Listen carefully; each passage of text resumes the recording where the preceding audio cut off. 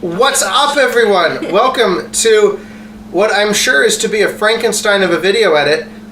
We're watching Lucid's overanalysis of Pyro, yes. And the reason we're watching it is because Lucid is a guy that I like a lot of videos from, but hate his takes on the UFR podcast about 60% of the time. So I have my fiancée here to react with me because I tell her about literally every media I consume, just as she does with me. And she's very interested in this because, why are you interested in doing this again? I have never watched UFR. I don't even know what UFR stands for. Upon further review.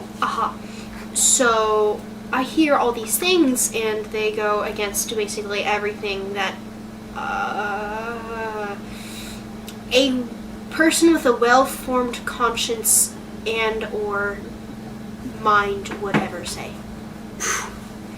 So, I despise anyone from UFR because their takes are rancid. And at least the ones I talk about. Yeah, and I want to dunk on this person because we got through the video for like a minute and 30 seconds and realized we wanted to record it, so we went back to the beginning. Yeah. And then already like I think 5 just to stoke the fires.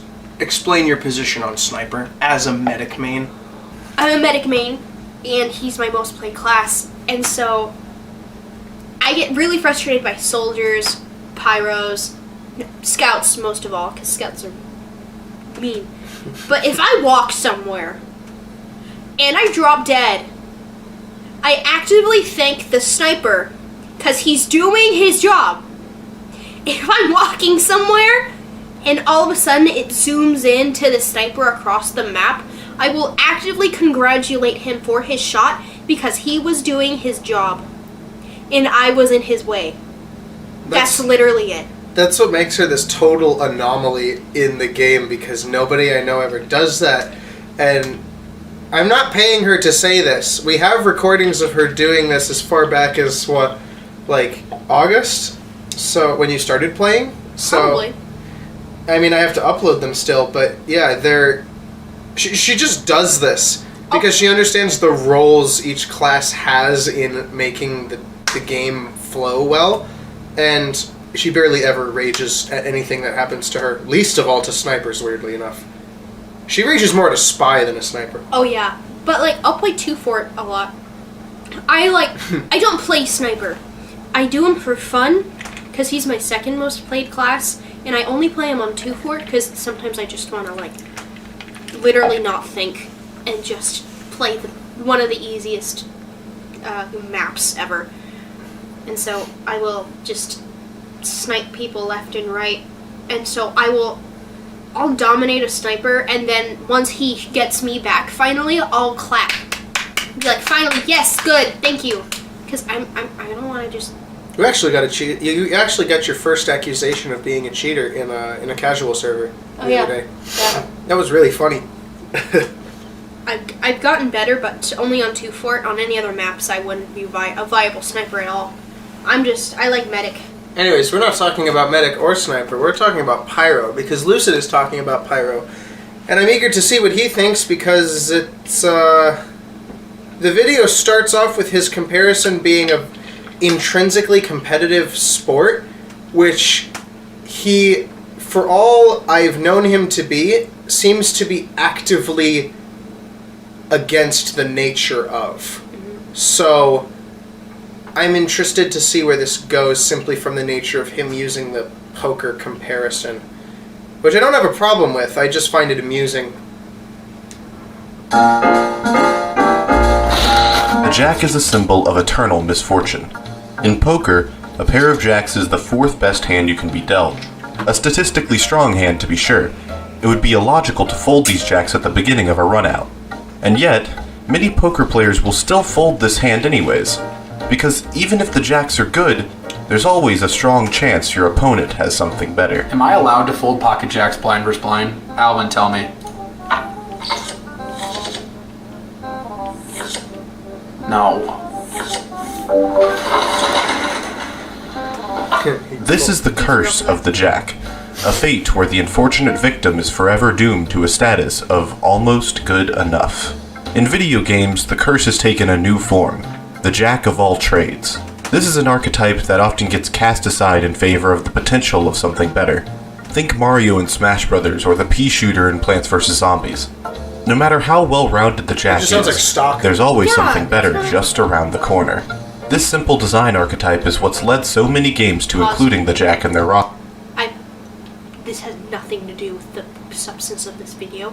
I personally hate that he put that sunflower in front of that pea shooter, so the pea shooter is in the sunflower lane.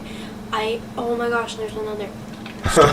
I'm sorry! Have you played Plants vs. Zombies before? Oh my gosh! Yes, because the two rows in the back are sunflowers, and then pea shooters, and then a different pea shooter, and then you have all these other like nice things, but you have like at least 3 rows of pea shooters before you use anything else. Alternate pea shooters from like regular to double or like the ice ones. I've never played Plants vs. Zombies. I've only ever watched somebody play it on stream once. So I have no idea of the meta at all. There's an objectively good way to do it, and it bothers me that this man is just... If this is his gameplay? He's just... How can he be so wrong? This is the easiest game to get right. Well, it says HMZ Games' house. So I think this isn't his roster. Footage. But Team Fortress 2 is a game that, at first glance, doesn't appear to have a jack of all trades. The majority of the 9 classes have something they greatly excel in, and something they're incredibly weak to, with Heavy being the most obvious example. Get too close and he'll melt you in seconds, but keep your distance or attack from behind, and he folds like an omelet. The focus on strengths and drawbacks that TF2 has makes it hard to pin down a jack of all trades in TF2, as every class seems to be specifically modeled to fulfill one specific role above all else. And if most players were asked to pick the jack, they'd probably say soldier, due to the versatile nature of his weapons and kit. I wouldn't say soldier. And it's only because he moves really slow when he can't rocket jump. Yeah. If I had to say a jack of all trades character, there really isn't any, because I mean, Scout is the offensive class. Soldier's good in everything except support, unless he's running a banner, which is only temporary support. It's not as substantive as like an engineered dispenser and teleporters or a medic. Pyro was initially designed as an ambush class, which is why he was first released without Airblast. Well, Airblast was a concept they threw in later, but he was initially built without Airblast because his job was to sit behind corners of choke points and like tight corners, and once somebody rounded the corner, to just flame them, catch them by surprise, and he can just smoke them out, literally. In fact, that tutorial video I reviewed of the Pyro, like how to play the Pyro, that was released like about a month after the game's release, basically says to only ever use him as an ambush class, and if you have to, use the shotgun if they get out of the range of your flamethrower. But because of the nature of Airblast existing in the game now, he is way more offensively inclined than he used to be. Yeah. And that it appears to go against his design as a whole. I like the pre-Fortress 2 concept where he fires incendiary rockets instead of Airblast, because he's more defensively inclined, which kind of lines up with his... It balances out with Soldier and Demo Man because their range is longer than the incendiary rockets most of the time, but it also, because it's more defensively oriented and kind of like picking off from a distance, it also gives Sniper something to do if there's just a rocket spamming, like camping Pyro. But then also it still lines up with his ambush playstyle because of its more defensively inclined nature. Yeah. If anything, Pyro was supposed to be a defense class. That's just me, I guess. However, while Soldier is very proficient offensively, his defensive and supportive capabilities leave much to be desired. He's very much an offense-focused character, not a jack-of-all-trades. No, there's only one of the 9 classes who can be played in any role and succeed. A true jack who can be used offensively, defensively, and supportively, all while benefiting the team and leading them to victory. This class is the Pybro, and on this episode of Overanalysis, we're going to break down every facet of Pyro's design, weapons, and abilities to figure out what makes them so addictive to play as, and so infuriating to fight against. He's not infuriating to fight against at all. You're just a bad player. Skill issue! Yeah. I should have a cowbell in the ring for skill issue or something. Lucid. A jack of all trades, by definition, must succeed at all the major roles of a given game to a significant degree. Versatile is the name of the game here. In Team Fortress 2, these roles are neatly separated into 3 categories, visible from the moment you first select a class. In order for Pyro to truly be a jack, they must succeed at offense, defense, and support. Luckily, Pyro has a set of mechanics, weapons, and skills that allow him to do incredibly well at all 3 of these roles. The only limitation is the player pulling the strings behind the mask. Skin. Let's start with offense. Not good. A stock Not Pyro is packing 3 weapons that can all be used as strictly offensive tools, meant to tear down opponents at alarming speeds. Starting with the least effective of these weapons, the Fire Axe is Pyro's stock melee.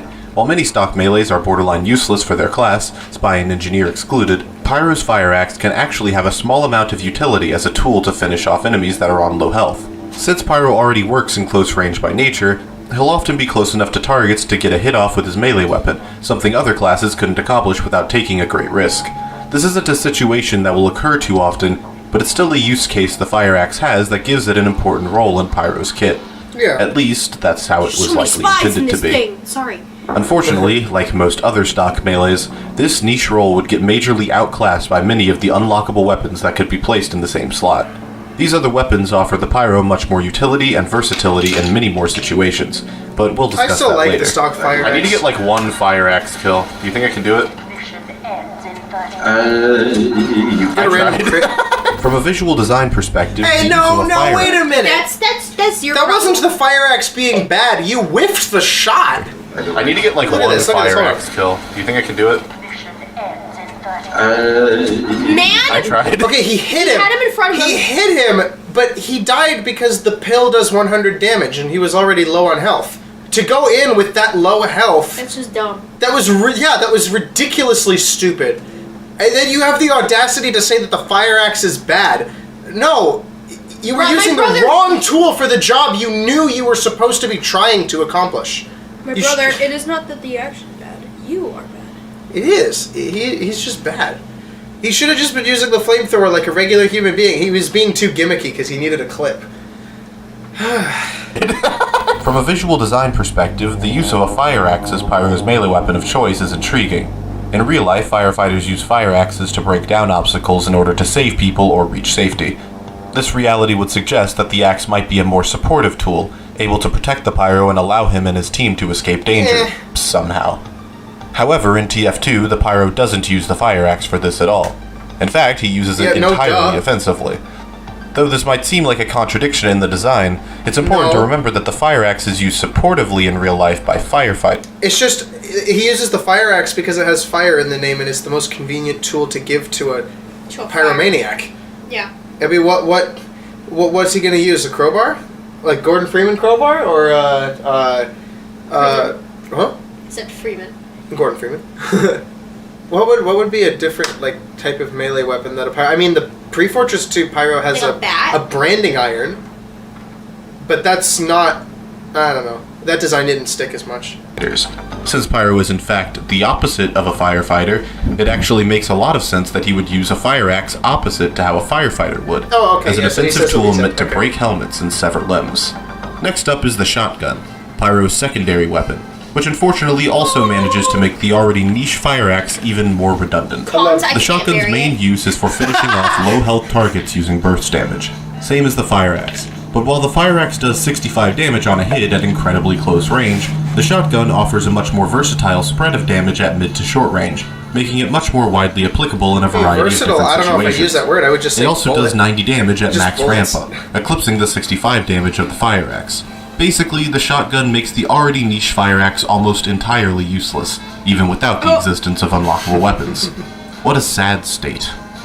Disregarding the shotgun's redundancy, it still works incredibly well as a close-range damage dealer.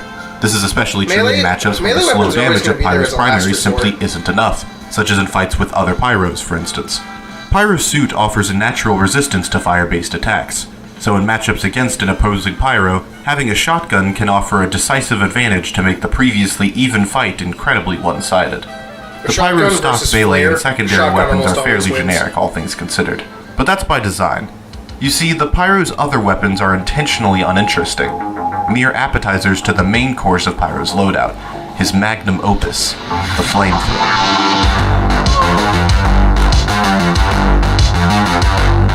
The Flamethrower's design is ingenious, genuinely one of the best designs in the entirety of Team Fortress 2, and maybe gaming in general. Oh, we got random crits. Did I just get was that random crits? This is the central focus that all of Pyro's design revolves around, and we'll be returning to it when discussing each of Pyro's roles in Team Fortress 2. Sticking strictly to offense for now, the Flamethrower is a powerhouse at close range. If you play TF2 for longer than a few hours, you've almost certainly died from this maneuver a few times. This is such a good flog. There's a spy. Well, I learned. Got him. This technique, nicknamed WM1, is accomplished by simply holding down the left mouse button and walking toward the enemy. It's a simple tactic that's easily counterable, but if the Pyro gets a good grasp on timing, the power from the Flamethrower's fire alone is enough to decimate entire teams. It's also incredibly visually disorienting, causing an inherent amount of visual chaos meant to overstimulate opponents. To add to the Pyro's short-range lethality, we made the Flamethrower effects visually noisy, which helps disorient opponents long enough for the flames to finish them off. The secret is to time the Pyro's attack so that it coordinates with a push from the rest of the team. If the enemy is distracted, and already taking damage, they're likely weak enough that a continuous stream of fire is enough to completely destroy their hold on the match. For first-time players, this is a tactic that will work often enough to offer an early amount of success, allowing for a noob to get hooked on the class. This is an intentional piece of Pyro's design. It's no secret that, for new players especially, Pyro works incredibly well because he simplifies one of the two primary skills that define success in Team Fortress 2. Yes, Aiming. yes, this is Because true. new players don't have to aim, it gives them immediate positive feedback for good positioning alone, which encourages them to keep practicing that aspect of the game. Once they become proficient enough with Hilariously, I positioning, didn't they can then start playing transition Pyro to until I aiming was with their proficient in secondary almost all the weapon. other classes. These offensive characteristics make the class I the just wasn't easiest ready. jumping off point for new players attempting to learn the workings of TF2. I started playing Sniper. One might and say then went that to Pyro, Scout, as a and class, then went back to is actually Sniper. a better tutorial on his own than the built-in tutorial that TF2 already has. This simplicity, however, is a double-edged sword. The joy a new player feels when they kill 5 people by WM1ing is heavily contrasted by the rage that the opposing team is bound to experience. No, Unlike many of that's the not a other much guarantee. flashier offensive maneuvers in TF2, most of Pyro's That nuance is produces invisible more from the rage. gameplay. I don't know what you're While a talking Pyro about. might have put a lot of time, thought, and effort into timing his flank perfectly, Well, actually, all the that's enemy not team very sees is a good. person who Respects to doesn't the need to aim or think in order to wipe out the entire defense. It's a contrast of positive to negative feedback that's consistent throughout all of Pyro's roles. For the opponent, getting killed by a Pyro often feels disrespectful and unearned, because every player knows that all Pyro had to do was hold 2 buttons. Why is it why? Hold on. It's like saying that scoping in and killing someone is easy and is unfair. Timing his It's the flank same vein. perfectly, all the enemy team sees is a person who doesn't need to aim or think in order to wipe. Yeah, but Is that's that you fine. or is that everybody else? Yeah, that's a skill issue on their part if that's all they see. That's not that's not the point. The point of the class is to be more than that. It's yes, he's simplified in aiming and positioning. Well, I would actually argue it's more difficult to position as a Pyro because his ambushy play style is still there. Yeah. If you really want to get the most out of him, you're gonna want to be an ambusher, and so your positioning is almost as important as a sniper or spy. That's why I love using Pyro for like friendly 2-fort servers. Because it's the easiest to just get everybody. That's the only time I've ever seen people rage against Pyro, is when they're being killed as friendlies. Pyro is not easy to play. He's a very low skill floor, sure, but I would not be so dismissive of his skill, and I would not... I would say that people who think that he's just a chump class is... I would say that those people are wrong. Out the entire defense. It's a contrast of positive to negative feedback that's consistent throughout all of Pyro's roles. For the opponent, getting killed by a Pyro often feels disrespectful and unearned, because every player knows that all Pyro had to do was hold 2 buttons on their mouse and keyboard and that's frankly kinda lame. No, it's not. Heavy holds 2 buttons down on the mouse and keyboard as well, and nobody complains about that because they're like, oh, but he's slow, so he has like counter ability or something. Yeah, Pyro has counter ability too, and that involves aiming and positioning and timing of its own, because that's how the game works. Yeah. You could apply this to literally any of the other classes. What does Scout do? Scout just runs around, mostly backstabbing people with his scattergun if he's played to his highest level of proficiency, and nobody's complaining about that. Yeah. And even if they are, it's not. They're just sore losers at that point, right? I'm not crazy, right? Yeah, I don't know. This caters a bit too much to the skill issue that people have nowadays in modern gaming. I think this caters too much to the crybaby or the filthy casual of a player that life has produced, and I'm disappointed by that. Because it's not lame. It's not lame at all. I'll be right back. You can talk to the camera. Maybe throw in like a little advert or a like and subscribe or something while I'm gone. Okay. Use your womanly wiles to advertise. Oh my gosh. So I'm not showing y'all anything if you're thinking that. But please like and subscribe. I think he has a Patreon. You don't have to give up your life savings, but he and I need to get married, because hang on. I'm going to show you guys. I got a ring. Where is it? There we go. Oh, there we go. Nice. Pretty nice. Okay. So, we need to get married. And the way we get married with the priest is if we get enough money and all this stuff. So, please, because we need it. I want to get married. And, yeah, please. Hello. Hello. Here is your ibuprofen. Ibuprofen?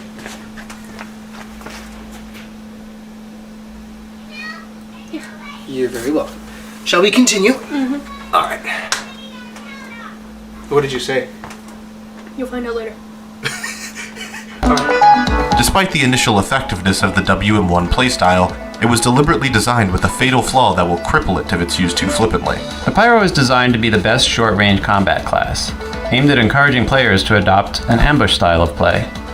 To achieve this, we made the Pyro vulnerable in the open, which forces players to seek out enclosed areas and doorways.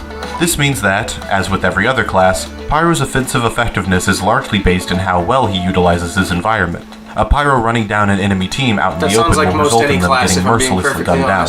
But if that same Pyro uses his cover to flank his opponents, the attack is much more likely to be successful.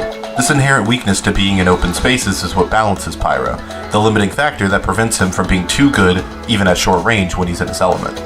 Once a player gets a good enough grasp on Pyro's offense, they're given a choice. Either they can continue improving with Pyro, or, more likely, they can use what they've learned to get good at a different class. This is the fate that befalls all Jacks, as they continue to be viewed as almost good enough in every area they do well in, but not good enough to be committed to long term. Why does this not sound That right? sounds Once like the an initial hit of opinion. dopamine from Pyro's That seems first like few an hours... opinion of Pyro. Yeah, why do I get bad vibes hearing that? He's saying Pyro is just good enough.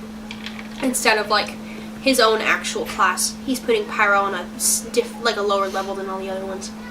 What, because he has to maneuver his way around the map like everybody else in a careful manner because he can't just run around like Doom Guy? That's the only argument I've heard for that. That's kind of weak sauce. Something about that don't feel right. begins to wear off, it can start to seem like there's nothing else for Pyro to learn. New players are bound to start looking to greener pastures to get their offensive fix. However, there's always more to learn Offensive with Pyro. fix? What do you players who mean? stick with Pyro is still totally viable as an offensive fix. As a medic, if you get a Pyros are also the most reliable pockets. if you get a flogged Pyro and you have an Uber and he pops his flog thing with his taunt, oh my gosh, he's like one of the best offensive things ever. I know, he's better than a heavy at that point. He's so good. I love Pyros because they're so good at what they do, and like they're great if there's a pyro who knows what he's doing. Which is actually most pyros from noob to pro, honestly. Yeah, I guess it's just the part that everyone tends to leave out is that risk versus reward is this weird hybrid of both objective and subjective, where objectively the reward should be enough to merit the risk of taking it, and at the same time you have to be headstrong enough to face the challenge of risk regardless. If you really, really want to excel at something that you claim to be passionate about. Because I say if you claim to be passionate about something, you would want to put in the work to beat Ultra Nightmare. You know what I mean? Yep. Even though the reward is the same as beating it on any other level, you know, which is just, congrats, you beat the game. Anyways. Video game is the most nuanced and challenging task of game design. The risk must be perfectly balanced with the reward, allowing for an adequate amount of challenge so that the reward feels satisfying. There's also a third part of the equation that often doesn't get discussed: the balance of punishment. If a player takes a risk on an action and fails it, they must be punished an adequate amount for failing, proportional to the risk and reward of the action. This triangle of balance is the struggle that developers must contend with whenever a new mechanic or weapon is added to a game.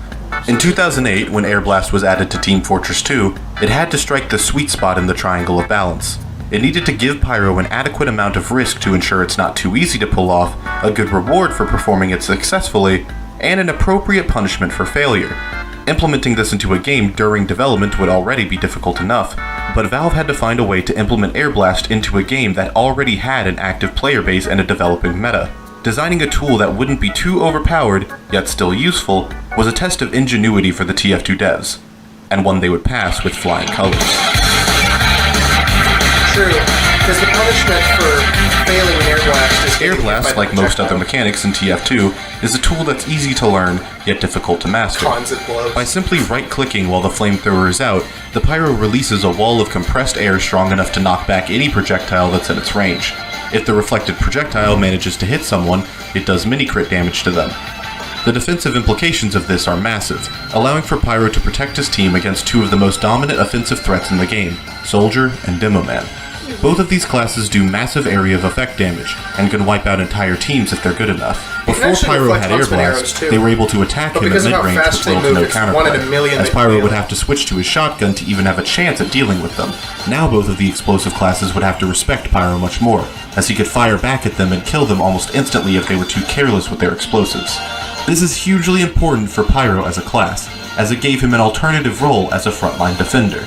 He can stand next to his team and reflect back incoming projectiles that would hinder his team's progress, as well as using the force of the Airblast to push the classes themselves off of the point. That's right, Airblast doesn't just affect projectiles.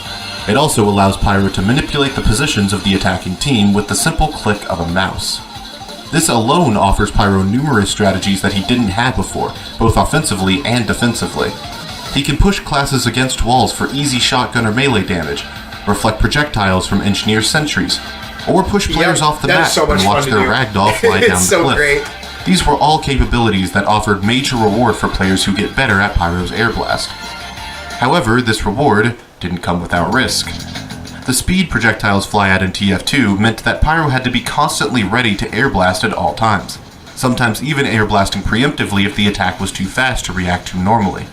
Weapons like the direct hit fire projectiles that are often too fast for the average human to respond to, putting Pyro in a very risky position if he wants to use his Airblast appropriately.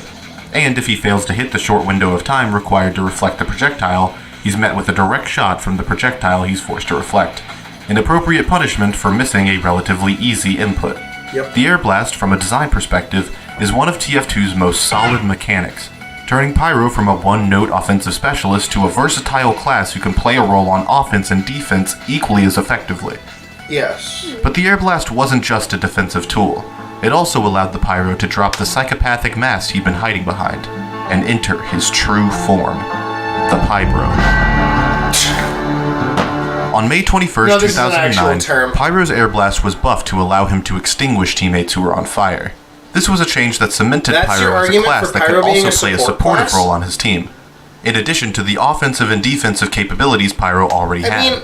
This support style of Pyro From a technical aspect, that's fine.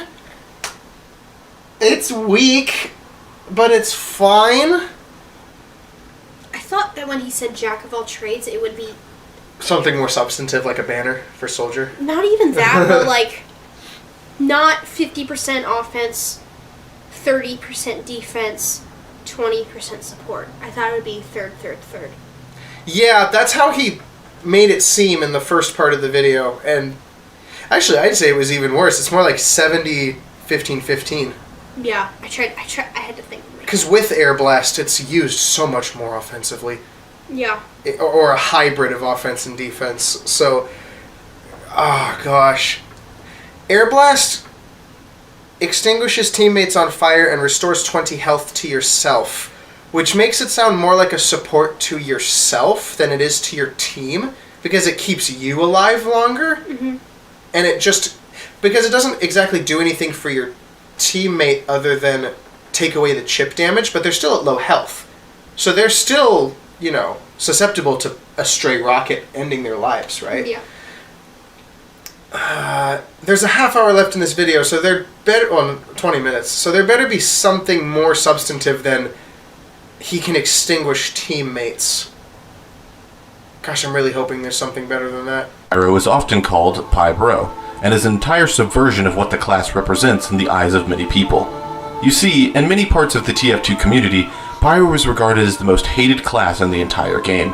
Many players find him annoying, frustrating. He used to be for the longest time. Historically, he has been the most hated class long term. Right now, the trend is Sniper, but overall, he is one of the more hated classes in the game. What? I don't get all this. I know. I'm sorry. It's so stupid. I don't get it. It's so stupid. Oh, this fan base Bag on Scout if you want someone to bag on. He's just annoying, but even then he does his job right. You can't... Yeah, Scout has no reason to be nerfed or buffed at all. He is perfect the way he is. Yeah. I mean, give him the old Sandman back, but yeah. To fight against, and generally boring to play. Pyro players are frequently too boring! Aw! I hate him, but I don't want to play as him because he's just too boring. That sounds like Jigglypuff from competitive Smash Bros, dude. Stereotyped as brain-dead, mindless, and toxic, and his arsenal of unlocks contain many of the most hated weapons in the entire game.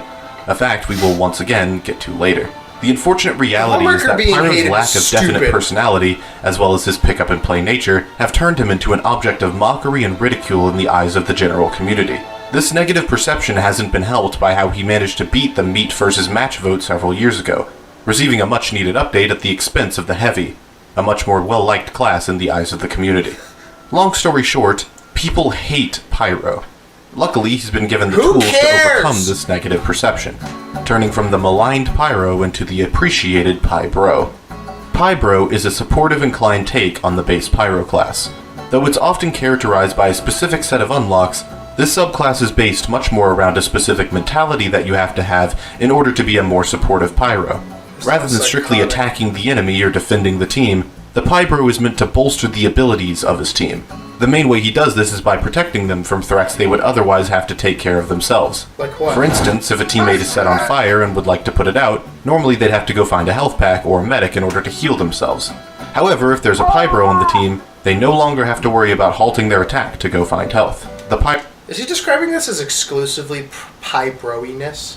My only issue with this take is that he's describing this action as though it's exclusively Pybro-y, when, from my personal experience having done this and having other people do this to me, this is just part of being... Maturity at this point. Yeah, it's just being self-aware, really. Yeah. It's nothing special. I am very surprised that he's describing this as something unique or Probably because he doesn't do it. attributed to a certain attitude or mentality of gameplay, because that's not... If that's the case, then man, you are the most unfortunate soul to play with some low intelligence teammates. Pybro can simply extinguish them, and allow them to continue fighting the good fight. No! That said, the Pybro is probably most known for his relationship with enemy spies. That is to say, he completely annihilates them. But that's just defensive, right? Spy checking is just a defensive action, not a support action. Though I've been admittedly ignoring it until now, Pyro's best supportive skill is spy checking, or the act of constantly searching for cloaked enemy spies.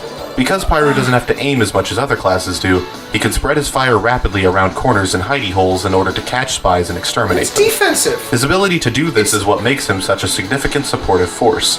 The mere existence of a Pyro makes a spy's job exponentially harder. It forces the spy to have to choose between taking out the Pyro first and then going for his second target, or going for the second target first and attempting to get away before he can be killed. In this way, a Pybro's existence alone is a supportive tool, acting as a deterrent for flankers and spies. It's called defense. However, At best, it's defense support hybrid, but it's not exclusively support. I'm so confused. How does he think this is valid? a Pybro is nothing without his equipment, which leads us neatly into the next section.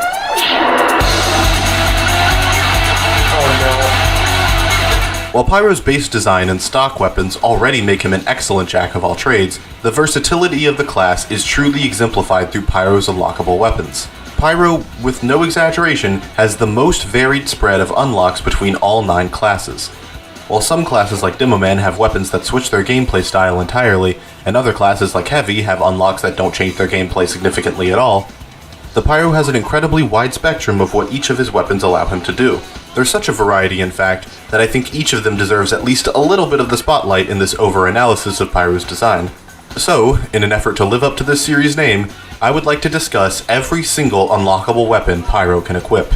In the bottom left-hand corner of the screen, I'll be giving each weapon a ranking out of 5 for how much the weapon excels in either offense, defense, or support. This ranking will help communicate exactly what role each weapon helps Pyro excel at the most, as each of them help Pyro become less of a jack of all trades, and instead be more of a specialist. Starting with the Flamethrowers, the general trend with all 4 of the unlocks is that they all increase Pyro's efficiency as an offensive class. It seems that the philosophy with designing the Flamethrowers was to give Pyro different ways of going about flanking enemies. That said, some of them do heavily assist with Pyro's other roles, so it's still worth discussing how each of them affect TF2's jack of all trades. Starting off, we have the Backburner. This weapon is obviously intended to incline the Pyro toward a more offensively oriented role. Its focus on critical hits from behind incentivizes Pyro to be a full-on flanker, not operating in any other role. Equipping this weapon nerfs the amount of Airblast the Pyro can perform, which means that using the Backburner defensively is less than optimal. The Degreaser is the offensive Flamethrower. Its increased switching speed allows for Pyro to spec into a more combo-oriented class. By combining attacks from multiple weapons quickly, Pyro can do insane amounts of single-target damage in an incredibly short time. The nerfs that the Degreaser offers toward Airblast and especially Afterburn heavily nerf the Pyro's defensive and supportive capabilities, shifting Pyro's focus much more toward an offensively orientated Juggernaut. Moving on, the infamous Phlogistinator is probably the biggest instance of power creep in TF2. When the game came out, Pyro didn't have Airblast at all. When the Flog was released, Pyro had Airblast for so long that it had become indispensable.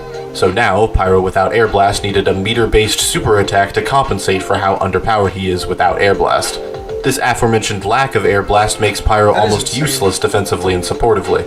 However, this weapon does do incredibly well at what it's intended to do, which is flank large groups of enemies and set them on fire. Unfortunately, the process required to fill up the Flog's meter reinforces a very campy, annoying playstyle that isn't fun to play against for most players. The Dragon's Fury is something of an experimental weapon. In many ways, Would it be weird to say that he's a more cautious offense? He should be, but because Airblast exists, he's not. He gets to be pushier because Airblast exists, which is troublesome. He is built to be a more laid-back offense, as in ambush, which is arguably offensively defensive mix type of deal, but mostly defensive situations utilize him best. Also, my biggest gripe so far, and something that's a very critical point with this video, which is why I'm so strong with it, is that Pyro being argued as a support character to any degree, well, not to any degree, but to the degree that he's arguing, is nonsense. Yeah, Because it's really pushing it. I described this to you the last time we watched this off camera, so I'm going to say it right now for the camera. the way that medic supports his team is that he brings the detriment of losing health, which is a negative. Like, imagine a negative, neutral, and positive zoning of everything, right? Here, put your hands back up. So, the team losing health drops it to negative, right? Medic healing that lost health brings it up to positive. Generally all the time, because healing is always good. Now, the other two support classes function very differently from medic, because sniper takes care of the problems, the very critical problems that the rest of his team can see and is not immediately capable of dealing with. And the spy takes care of the problems that his team can't see, which is a medic waiting in the back lines to build Uber, engineer building up his sentry levels so that he can push in with a level 2 or 3, right? I've done that plenty of times as spy. That's spy's main job, and then his job can be chain stabbing if necessary, right? Pyro's support ability of Airblast, I'm saying support because it's really not, and I'll tell you why. Because if somebody's burning, right, they're in a negative zone. You airblast them, and you receive 20 health to yourself, which is support for yourself, but it's not support to your team. Because unlike the medic, you are not replenishing their health. He also, immediately after this, stated that because they are no longer on fire, they can jump right back into the fight. Which, unless they get heals immediately after, which you have to say, that is not true. Because nobody in their right mind can be extinguished like at low health, like let's say like under 25% health pool. Because there was a situation I had where I was a soldier, I had dropped down to like 40, between 30 and 40 health because I was on fire. Pyro extinguishes me. I still have to retreat to either a medic that's running out of spawn or to the nearest health pack that I know of, even if it's a small one. Because I cannot just jump back into the fight in... Right here. Yeah. You have to be up here. I have to be back up to either full strength or higher than full strength with overheal to be the effective dominant means of the offense that I am supposed to be. You cannot make the argument that Pyro is supportive to his team by extinguishing them, because even though he does extinguish them, and yes, he removes the chip damage, he doesn't give that health back. So there's still the problem of actually getting that health back. And that's the problem with this video, is that he's trying to argue that Pyro is a jack of all trades in offense, defense, and support. You can make the argument for offense. Defense, duh, okay? And especially with Airblast, the offense argument is way stronger. But support, no. I cannot for the life of me support that I cannot support that line of decision making, because it doesn't make any sense. Yeah. Pyro doesn't. The only support that Pyro provides to a teammate at all is through the specific use of the Homewrecker or the Neon Annihilator, which can destroy sappers on engineer buildings. And it's funny that he brings up the Pybro so generally, because in my experience, the phrase of the Pybro has only ever been used in the context of specifically aiding the engineer. Only engineers call Pyros Pybros, because a Pybro isn't just somebody who airblasts his teammates. That's a basic function of the class that vaguely helps his team, but doesn't, like I said, doesn't actually give them the health back. It doesn't get them back in the fight any quicker. It just gives them a little more wiggle room to find a health pack, right? The urgency has lessened a little bit. It has lessened, but it's not nearly as much as he's making it seem. But with engineers and with those specific weapons, you can actually be of serviceable utility to the engineer if you happen to be in the area. And it's very circumstantial, because you do have to happen to be in the area, and the engineer has to happen to not be in the area, or he might have died to the spy that was sapping his buildings, because that happens sometimes. And in that way, he's a Pybro, and in that way, he's supportive. But as a class, that's not that doesn't make him a support class, because he is supporting one person in one specificity And that is the only use that kind of support can provide. And it's not even to the team at large. It's just to that one teammate. Mm-hmm. So even on that grounds, Pyro is not a support class. Not remotely close. That's like saying that the Soldier is a support class for having the banners, like Battalion's backup for damage resistance, buff banner for mini crits, and the Conjurer for the speed boost. Right? It's just... That's too niche, as it were, to actually argue him as a support class. Sorry, you need to talk. No, I'm sorry. We need to pause. You've been talking for like 7 Sorry. minutes. I just needed to bring it up to speed because I hadn't phrased it very well in the first run. Plus, it's kind of late and I don't want to go home too late. Sorry. That's all. Oh. Oh, you muted it. I forgot to You muted it. I forgot to unmute the video. For how underpowered he is without Airblast. This aforementioned lack of Airblast makes Pyro almost useless defensively and supportively. However, this weapon does do incredibly well at what it's intended to do, which is flank large groups of enemies and set them on fire. Unfortunately, the process required to fill up the Flog's meter reinforces a very campy, annoying playstyle that isn't fun to play against for most players. Yeah, The Dragon's Fury is something of an experimental weapon.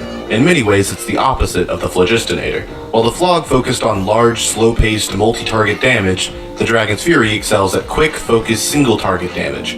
While this would seem like a weapon that's meant to be used for offense exclusively, similar to the Degreaser, it has an important distinction that makes it much more versatile. The Dragon's Fury does triple the damage to burning players. Wow. This one stat makes this Flamethrower much more usable as a supportive weapon, since you can use it to combo attacks with other Pyros in their primaries. It's just this very gives it hard a to unique use. trait the other Flamethrowers don't have, allowing it more utility as a supportive tool. However, its heavily nerfed Airblast does detract from its use defensively. Pyro's secondary unlocks are the most important part of what allow him to specialize into certain roles. Each of the different categories give different benefits to Pyro that make him even more versatile than he already was with his base kit. The flare gun is one of the best secondaries in Team Fortress 2, one of the most intuitive and well-designed weapons the game has to offer. Its design is an overall buff to Pyro's offensive and supportive capabilities, Why without having to supportive? sacrifice any No, why supportive? It's very much an offense and defense weapon only.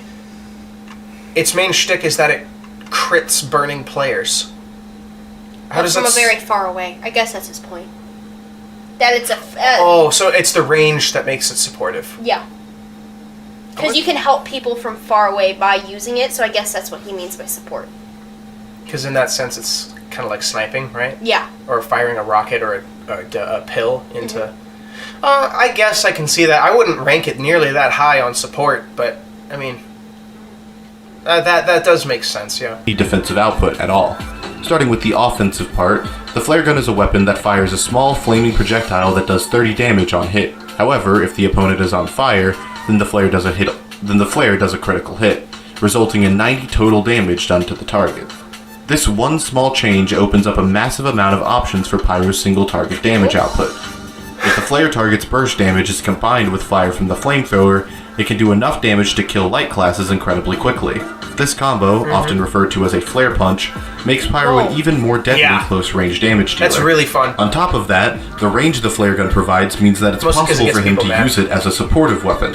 The flare gun is incredibly that's good why- at pestering range. snipers at long range, Yeah, as the afterburn okay, makes it more okay, difficult for yeah. snipers to effectively aim and puts them in danger of getting flare punched if they stay uncovered. That's the second for too time he long. did that. The ranged element means that the Pyro has a much I guess he wider just made range a of mistake. influence than he That's did alright. previously, which is incredibly useful when Pyro is focused on supporting his team. All in all, the flare gun is one of the most universally acclaimed secondaries in all of TF2, and gives the Pyro a massive buff in both his offensive output yeah, I see and the his support supportive argument now. capabilities. Okay. The I detonator retract is my much more notable statements. for its utility than anything else, as it gives the Pyro the ability to blast jump using the new explosive flares. This means that Pyro can, with a lot of practice, quickly approach classes that were difficult for him to get to before.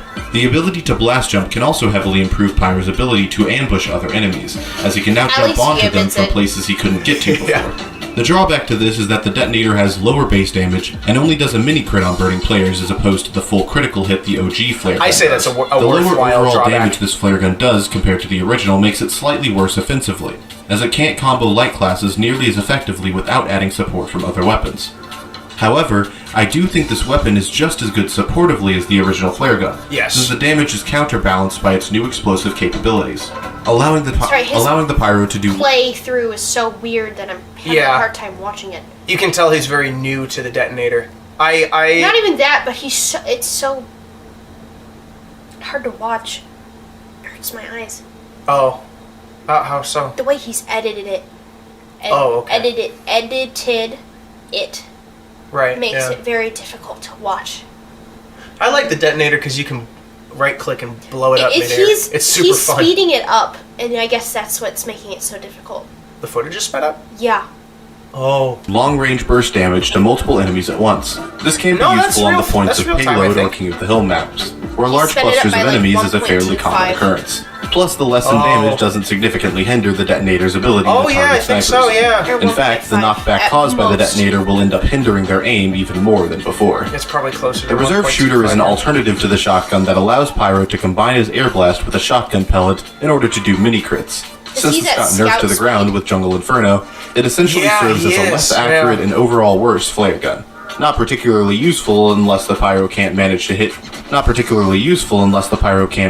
his flares, or keeps getting attacked by blast-jumping soldiers and demomen. But if that's a serious problem, Airblast is an even better deterrent against blast jumping than shooting someone is, making this weapon completely redundant. The Man Melter is arguably Pyro's best supportive secondary, as it buffs his ability to extinguish teammates. With this weapon, each extinguished teammate equates to one stored critical hit, which the Man Melter can fire at any time. This means that the Pyro is given an even greater incentive to stay close to his team and protect them from enemy Pyros, as he can use the damage the enemy Pyro does as fuel to further protect his team. As he can use the damage the enemy Pyro does to further protect his team. This weapon offers a positive feedback loop between helping the team and attacking the enemy, encouraging the Pyro to play more supportively and focus on helping the team. This can also be synergized with the Phlogistinator to allow the Pyro to extinguish his team without Airblast. This takes the support of the Man Melter and uses it to channel the Flog's offensive deadliness.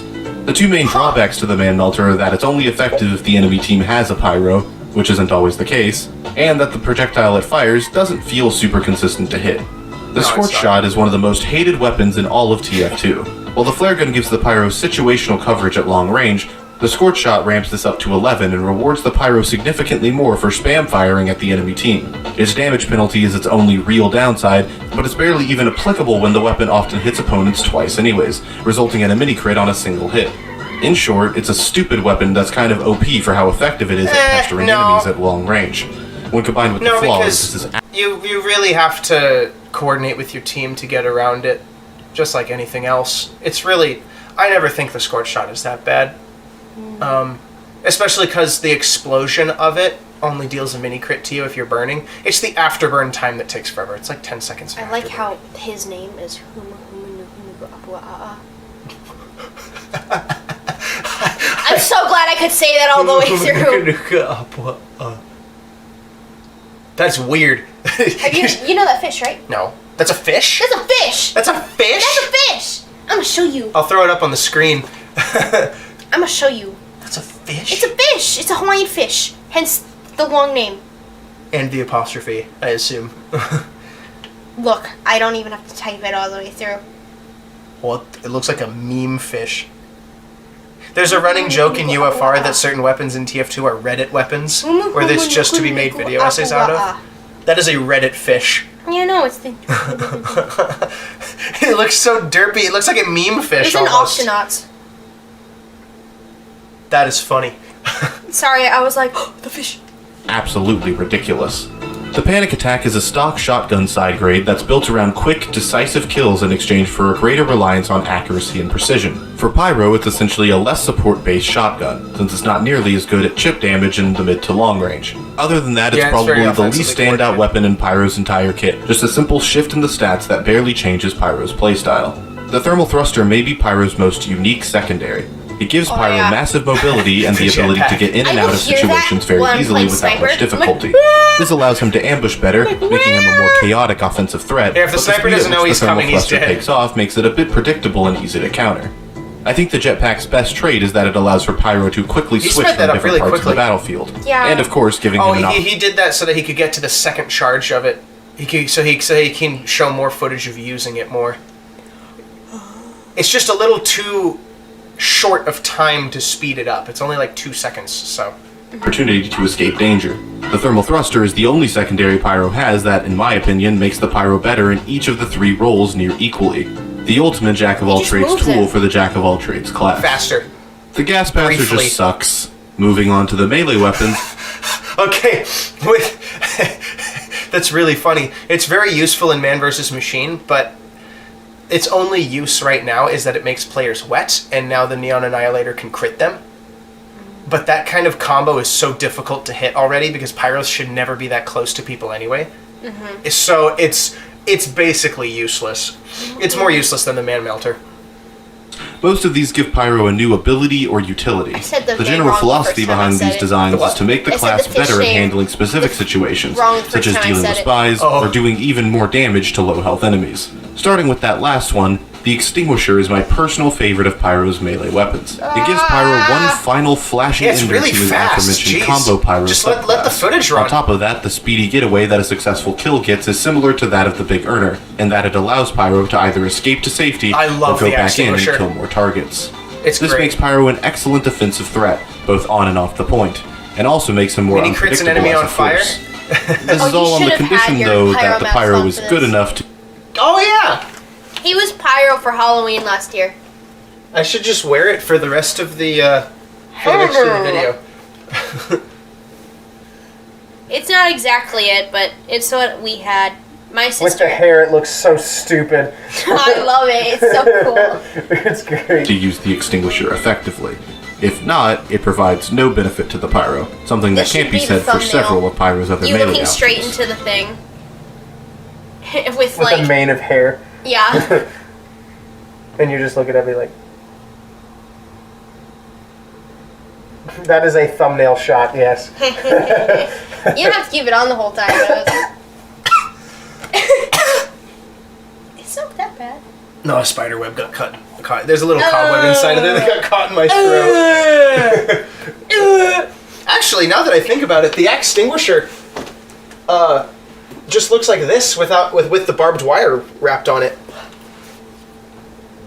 If Spirit Halloween. If I just wrapped barbed wire around this is the Extinguisher, basically. Yeah. Just less triangular, I suppose. This includes the Homewrecker. The Homewrecker is the Pybro's best friend. It allows him to destroy the sappers of enemy spies. This vital ability allows Pyro to 25% protect damage the penalty. engineer's buildings completely from said spies, which frees the engineer up to be more mobile and independent. It's a But simple... this is what I was talking about, is that this is the only time that the Pyro is truly supportive, but it's only for this one case, where it's like, it's very specified, but it's really supportive. So of course, it's really high in support ranking, but this doesn't make him a support class, and neither does Airblast.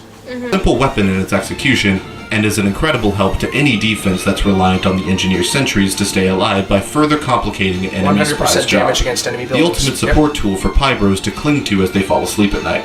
The Power Jack is an incredibly punishing weapon to use. The 25% damage vulnerability is very difficult to work around for even a novice, as the weapon I thought it was just essentially 20. forces Pyro to play incredibly conservatively in order to survive. Basically, this weapon is a massive skill check, and if you don't pass, you will experience pain. Yes. The good news But the is speed that, boost in is the event addicting. that you can put up with the punishing downsides, the upsides are tremendous. A massive 15% movement buff allows Pyro to have an even greater effectiveness at basically everything, since he can do everything much faster when he has the Power Jack out. On top of that, there's a bonus benefit of 25 health on kill, but that's basically not an upside, as swinging a melee weapon for combat while having a 25% damage vulnerability is ridiculously detrimental to one's own health. All in all, the Power Jack is a great all-around pick, as the speed boost is always helpful. However, it's specifically helpful when playing defensively or supportively, Yeah. as you likely won't be taking as much damage in those roles, It's assuming less you're playing helpful them well. offensively. Yeah. The Back Scratcher is very situational. Its main benefit is that it allows the Pyro to get more health from health packs, which in turn makes the Pyro less dependent on his team. This combined with the downside of 75% less health gained from mediguns and dispensers means that the Oh. Pyro is basically pigeonholed into being an ultra-offensive class above anything else. This makes it a weapon that lacks greatly in offensive versatility, while also lacking the flashiness There's of a lot of something sped like up the footage. Extinguisher. Yeah. For a lone wolf Pyro who never wants to interact with his team, this is the Which ideal choice. wasn't the case Otherwise, earlier in this the is video, probably so something why most is it should here stay now? far away from. Speaking of which, the Sharpened Volcano Fragment is borderline cosmetic when equipped in the melee slot, offering 25% less damage in exchange for setting the target on fire, something most of Pyro's weapons already do without having to get up in the enemy's face. Basically, what? Yeah. The third degree is it a relatively pointless mediocre weapon in the grand scheme of things, but its main benefit is an incredibly unique one that can be useful in several situations. It allows Pyro to hit not just a medic, but also to transfer the damage done to the medic to their heal target. This can be used to drop both a There's medic also no and their drawback. patient. There's also no drawback to this. So it's effectively a direct upgrade to the fire axe. So basically you should never use the fire axe if you have a third degree, because third degrees are just better onto that situational Patient at once benefit. in very crucial yet specific situations. These situations are not numerous. They include if the Pyro hits a random critical hit, or if he has guaranteed critical hits through some outside source like a Crits Creek. And that's about it Or for capturing the flag. situations that will happen more than once every 10 games. The Neon Annihilator is essentially the third degree, except useful in even less situations. It crits if the enemy is wet, which means that it's very, very, very situational. Not worth using if playing seriously. And I've heard through the grapevine that it's not even fun, if you could believe it. But hey, you didn't hear it from me. Those come from Last but almost least is the Hot Sharks, Hand. though. This The weapon, Pyro as Sharks, funny yeah. as it is conceptually, is once again an incredibly niche weapon that's barely helpful in most situations. It does I less forget that the damage Hot in Hand exchange for exists. getting a speed boost on hit. This is occasionally helpful in using an enemy to get a speed boost away from danger, but other than that, this is seldom ever useful. Yeah. Something of an anticlimactic ending to this lightning round of weapon reviews. That was a pretty good weapon review, in all honesty. Pyro's weapons and everything else about him are a reflection of who he is, the eternal middle child of Team Fortress 2.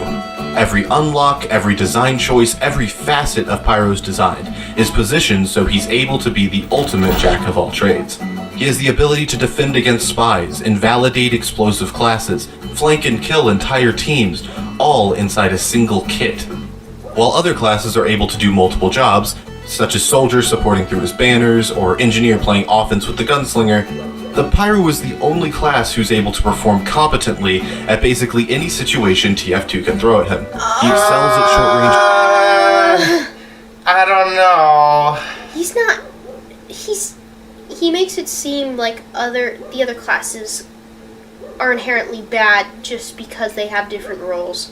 Because they're. Oh my gosh. He thinks specialization means they're only good at one thing and can never be good at other things. Which inherently makes them poorly designed in comparison. Which is really frustrating. Because that's just the whole sniper's broken because he can only do one thing. Bit again.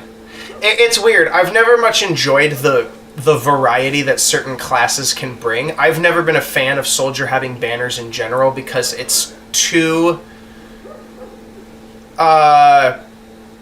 OP-ing? No, it's too broad for his character. He has already enhanced movement specialties due to rocket jumping, but trading off movement, the trade-off for more movement is in combat, you're going to lose health by shooting rockets at the ground all the time.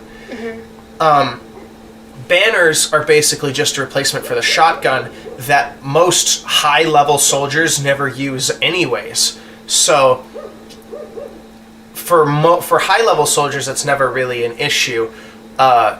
It's like, I don't know, something about saying that Pyro can deal with all situation. Hang on, how did he phrase that again? Engineer playing offense with the Gunslinger, the Pyro is the only class who's able to perform competently at basically any situation TF2 can throw at him. Okay, wait, here. He thinks that probably because Pyro's so easy that's all he can do. He has a low skill floor, the lowest of any class, but I don't... Sorry. I'm talking about not Pyro. Lucid himself? Yes. Explain. He plays TF2, duh. We're looking at his footage. I've never seen him play any other class. But if he's talking like this, it sounds like he's not good enough to play competently with the other specialized classes and can only do so when it's broad enough.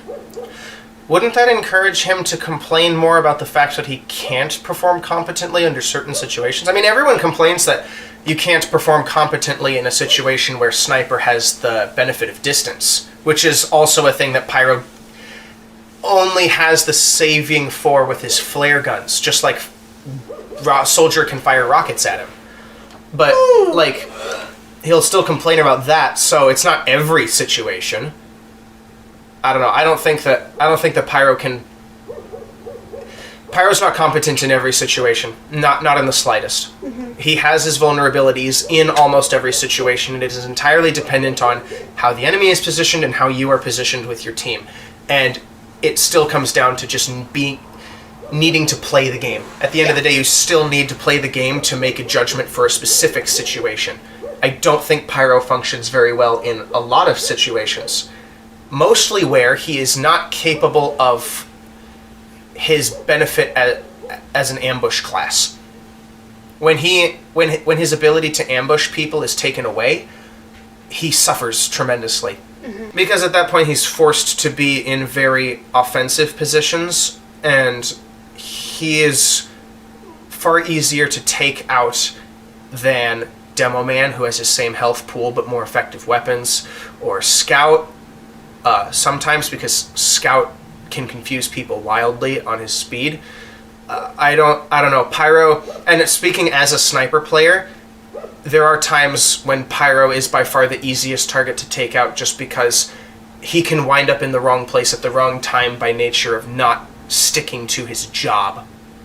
And whether that be the map design putting him there, or whether he put himself in that situation, the player playing Pyro suffers tremendously, pretty much like every other class, for not doing his job. And to say that Pyro can do all the jobs, aka Jack of all trades, is a very bold take that lacks in experience and nuance. It removes context from a lot of situations that you haven't considered yet. And that's where his lack of hours in the game really shows. Not that I'm one to talk because I have around the same hours as him, but I've played competitively. I've played TF2 competitively enough to know that he's not covering everything, and I don't know why. He might change over time, but he's not covering everything as correctly as it should be. He excels at short-range combat, has shotguns for the mid-range, and can use flare guns to pester at long ranges. He can defend his team on the point in the front line, or hang back to support the engineers and medics. There's really nothing he can't do at least adequately. However, by the same token, there's very little that Pyro does Adequately if you know how to play him adequately. Right. Adequately it's just dependent on the player. He's not inherently adequate. He has the tools to be adequate, but... More adequate more quickly. I wouldn't even call him... He can defend his team on the point in the front line, or hang back to support the engineers and medics. There's really nothing he can't do at least adequately. However, by the same token, there's very little that Pyro does exceptionally. In the short range, he's outclassed by Scout. In the mid-range, Demo has him beat, and obviously Sniper has his fingers on the pulse of every sightline in every map ever. The through-and-through specialists who were designed to do a specific job will always do that job better than Pyro ever could with his half-hearted efforts. Because those are the jobs that make those classes special. Pyro's specialty is that he has none. He's not better... I'm gonna barf. Honestly. I'm gonna barf. Everywhere. This is an insult to not only the class design itself, but a spit in the face to everyone who's ever mastered Pyro, and anyone who plays him with any level of decency, because Pyro's specialties you clearly listed earlier. He excels best as an ambush class. That's his main type of offense, offensive and defensive capabilities, is that he's an ambusher. And to suggest that he's not special somehow, I mean, he's the only class that can reliably deal chip damage with fire. He's the only class that has the capacity to be an ambusher, like, to the effectiveness that Demo Man and Soldier simply can't be, because their own blast damage is can self-destruct them enough to be a deterrent for such a play style. Like, it's incredibly dishonest and insulting, really, to frame Pyro as somebody who's not special in the grand scheme of things and who doesn't have a class-specific role, when he very clearly does. And I know that the tutorial that I reviewed from, I think it was Evil Daedalus, that tutorial that I reviewed is outdated because Airblast exists, but my point... still has the function. Yeah, and he's not... well, your medic stories. I mean, you uber Pyros a lot more than most other classes because they're super reliable with flanking, and uber charges are really, really... They're much smarter than other classes. Yeah. They're even smarter than most heavies. Which nobody gives Pyros credit for. Because, I mean, I've watched you have times, like, where you can get in the back lines with an uber charge and then completely pick people off by surprise with a Pyro because nobody expects it. And fire damage is very difficult to counter because not every scout will have the Mad Milk, and not every medic will be able to heal everybody quickly enough because fire damage spreads that well. And that's the power of Pyro's ambush, and that's the power of the fire damage itself. And sure, I die because I'm the one not being healed, and they want to pick me off quickly because they're like, oh, and they're freaking out. But my death has served... This sounds cheesy. My death has served a larger purpose. Yeah. And it's incredibly dishonest to say that the Pyro is incapable of standing out alongside his peers simply because everybody else has class-specific jobs. Because he himself has class-specific jobs, like I just said. It's incredibly dishonest to say that he has no specialties, and that's what makes him special.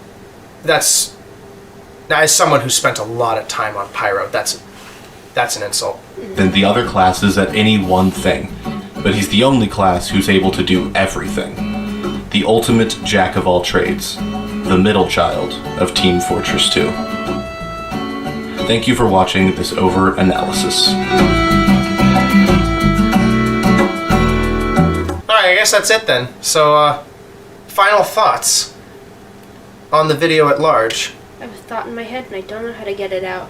There's a problem with the fact that he doesn't go deep enough, in the sense of he's only going by the literal sections of classes that are there. And I don't know why he dumbs down Pyro out of every other class. I don't understand. How do you mean? Like, Medic is the healer, Spy is the one who disguises and gets stuff from behind, Engineer stuff, duh. Sniper is the one who goes from far away, Heavy is the brick wall, Soldier is the really big,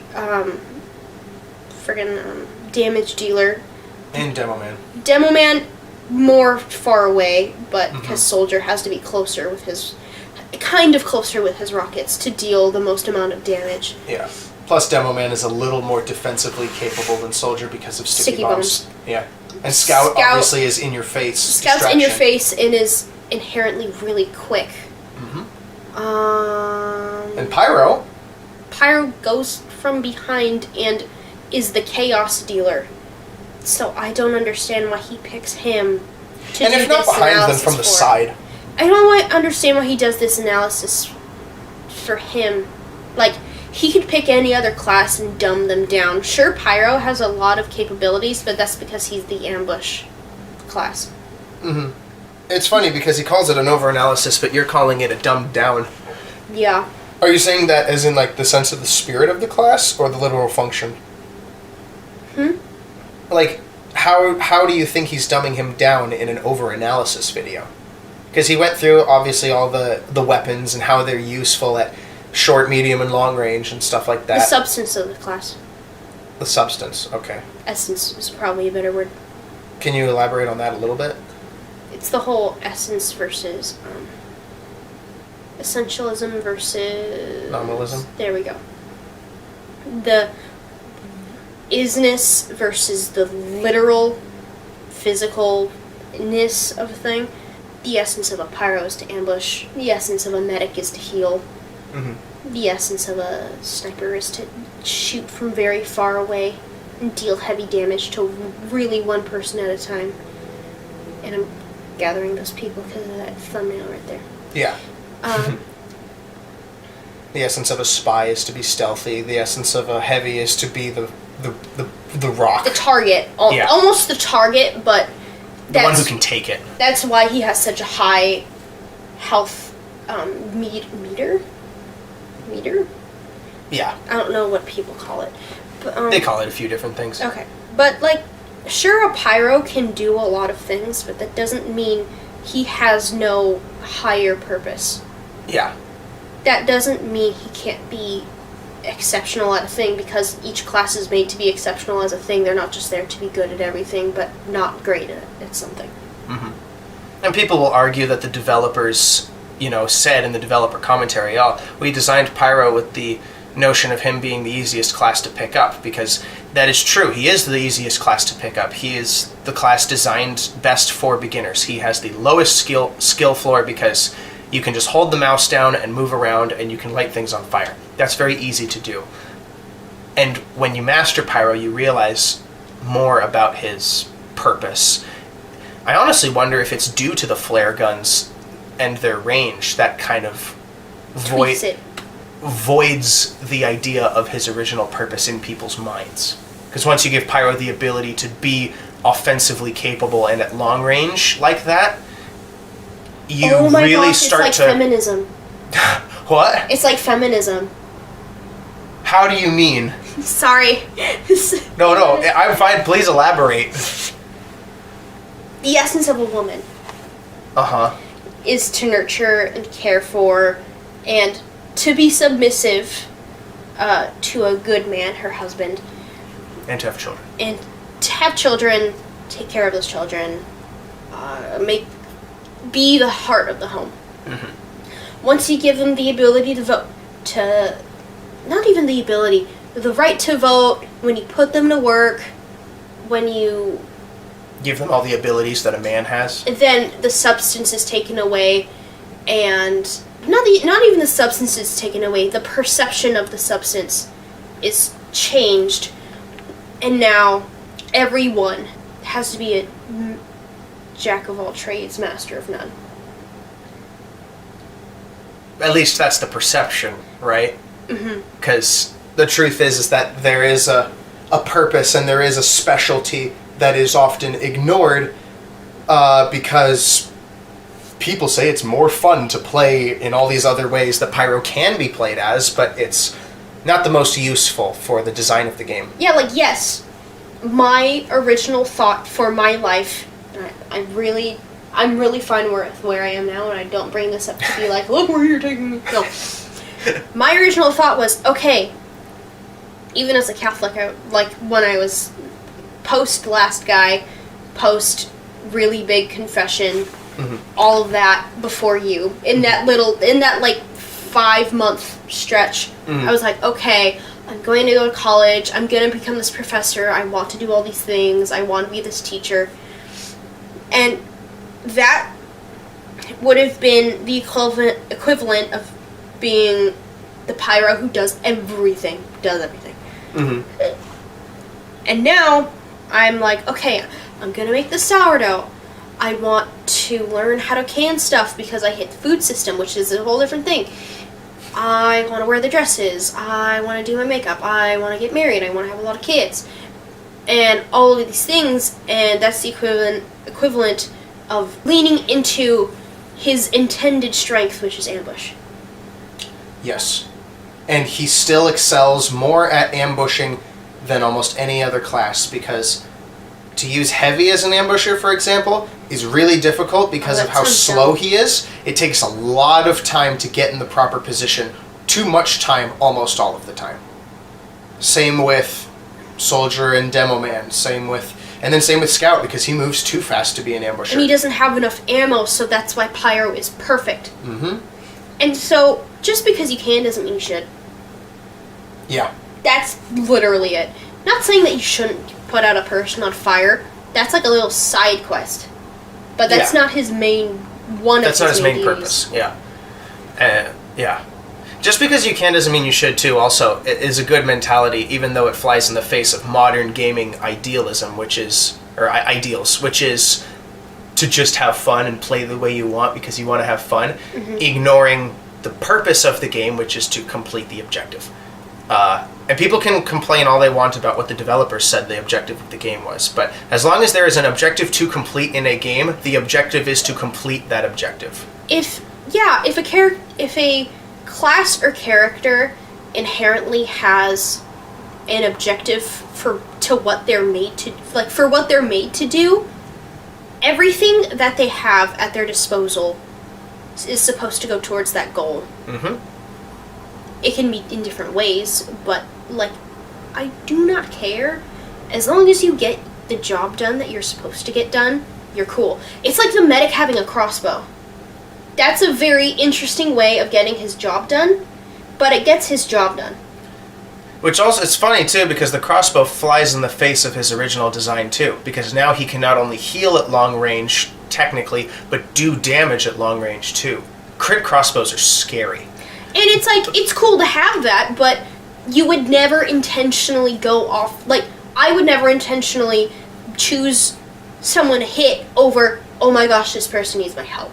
Yeah. That's not, the goal is, hey, I'm staying far away so I can protect myself because there's a certain situation or it's way too chaotic, so I'm sniping my people, to help them. And he gets his job done, albeit in a very interesting way, but it's not wrong. So the whole subclass of battle medic, as it were, is kind of a perversion of the original intent of medic.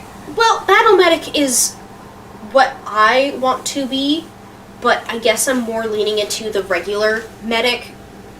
Battle medic just seems cool because he does his job but also helps in a different way. But he's still very, the way I would play him is still very, if a pyro didn't get someone and he left someone behind, I'd take him off for him. That's how I would play it. Yeah. I'm way more aggressive with my playstyle, which is why I use the Kritzkrieg. Because I am all for damage. Because you're a man. You use stock. I use different mediguns. I typically will use crits or vax for my effectiveness because those are the mediguns that suit my playstyle best.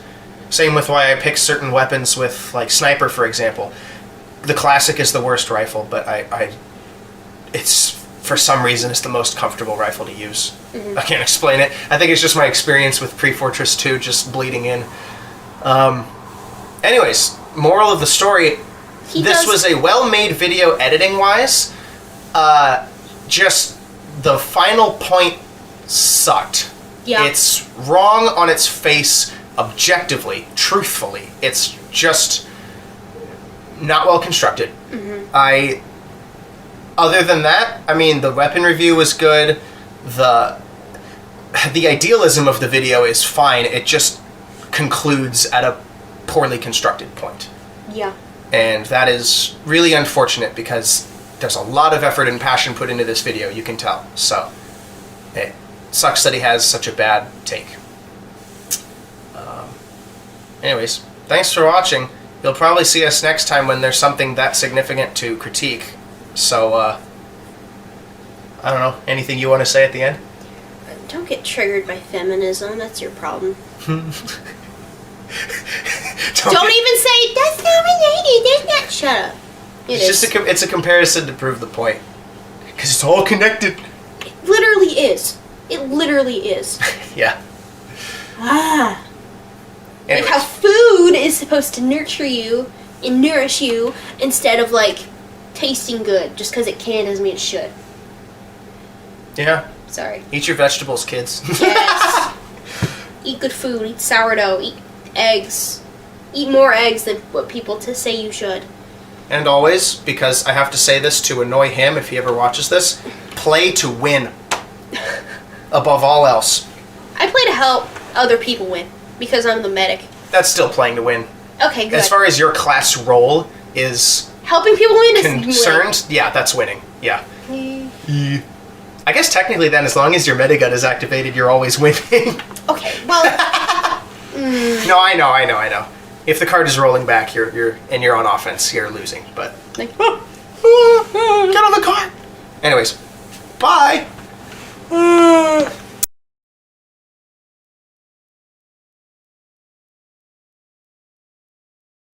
you gotta keep talking. I never had a problem with Sniper. When I heard there was a problem, like a major problem with everyone else, I was like, what?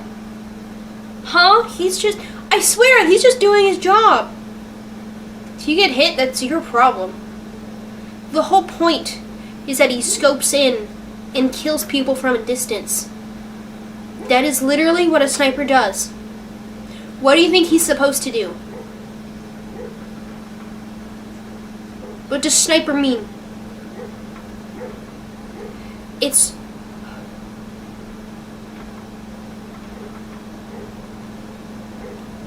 I just don't get it. Most snipers miss their shots. I know I miss my shots. Like, what the heck, bro?